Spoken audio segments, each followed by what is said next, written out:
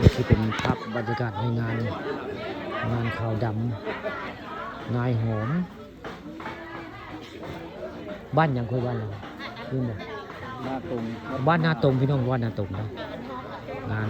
บ้วงกระเทศเด้อน ายหอมบ้านนาตรงมันเป็นเคยบ้านนาอ่างได้ผัวนางดับผัวนางดับ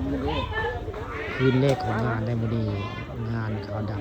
ำนายหอมจันหอมก็เคยซิกเกี่ยวกับเจ้าอายุ64 ปีได้อันนายหอมด้วยจันหอมผัวนางดาวนี่ครับมื้อนี้พ่อข้าทำผสมก็ได้มางานขาวดำเพื่อได้มื้อนี้งานขาวดำของนายหอมคือว่าจันหอมแบบนี้บ้านนางตำบลนาตาลอำเภอตะงอได้คืนแรกของงานนะ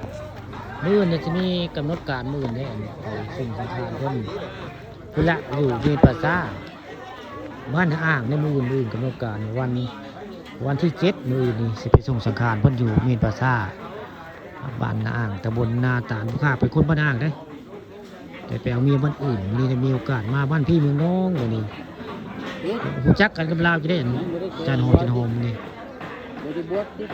รู้จักลาวเลยจังได้มาในงานขาวดำลาวนี่คือเป็นภาพงานขาวดำนายหอมบ้านนาตุ่มจังหวัดบางเขตลาวแต่เราเคยบ้านนอกได้มาสู้เมียไว้ง่ายมาสู้เมียอยู่บ้านนาอ่างหลายปีได้แล้วก็ได้เจออายุ64 ปีพี่น้องได้เพิ่นเป็นเบ้าโสดได้มาได้มาเอาเมียอยู่บ้านนาอ่างได้ในโหมนี่จานโหมมานี่คือเป็นภาพบรรยากาศในงานขาวด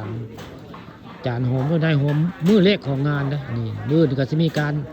ทำบุญหาพร้อมได้นี่ไปบุญพร้อมมือนี่ไปส่งคนอยู่เมนป่าซ่าบ้านนาอ่างแล้วก็กลับมาก็จะตั้งกองบุญเฮ็ดบุญพร้อมได้นี่คืองานขาวดำจานโหมเรียกว่านายโหมบ้านนาอ่างตำบลนาตาลผัวนางดาวพี่น้อง